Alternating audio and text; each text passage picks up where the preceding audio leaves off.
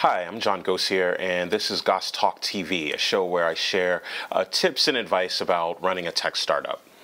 Today I wanted to talk about something that's pretty relevant to anyone who's going down the venture path, the startup path, and that's building your team, right? Really important, incredibly important.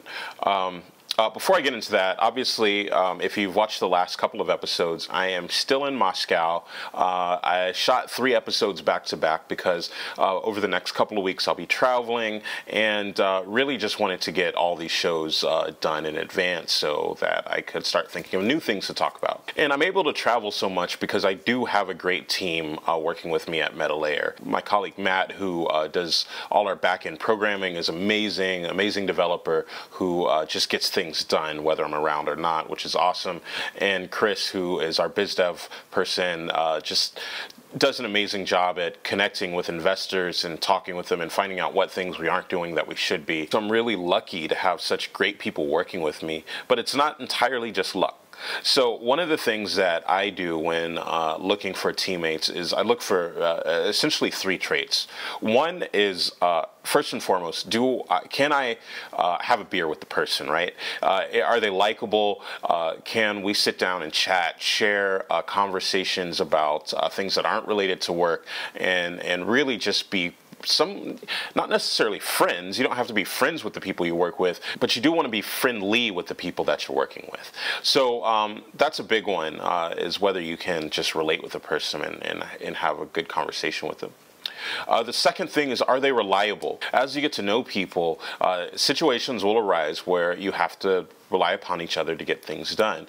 And if you can't rely on that person to come through for you in those things, in those scenarios, then there's no way they can come through for you in business.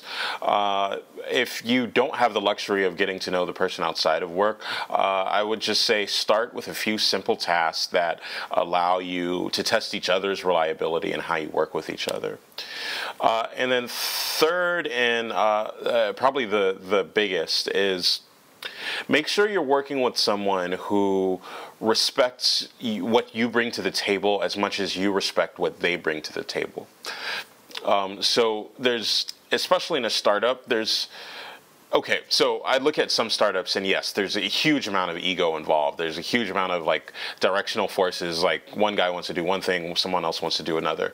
But at the end of the day, you're all on the same team. And so I do honestly feel that a team is stronger when someone can bite their tongue, do what someone else wants for a change, and wait to see how it turns out, versus making everything a point of contention, right? And so that's obviously going to happen a lot in the nature of working with teammates. Part of being on a good team is when no one person is always dominating decisions.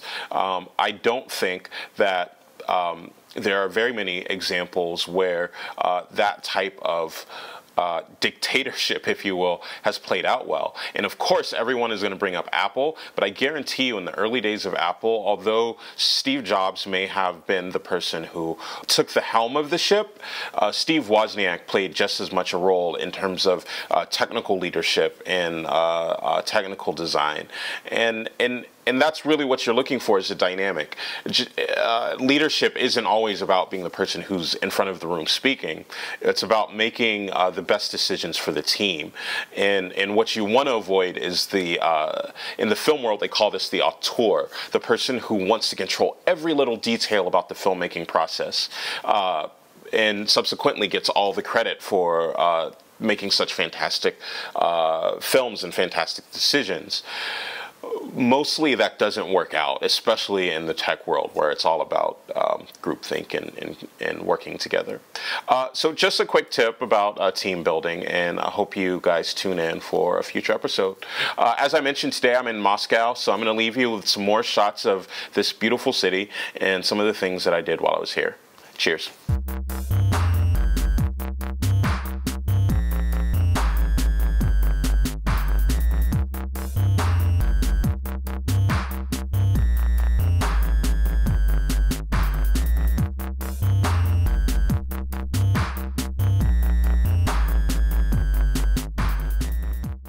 You can now find Goss Talk on Wave45.tv.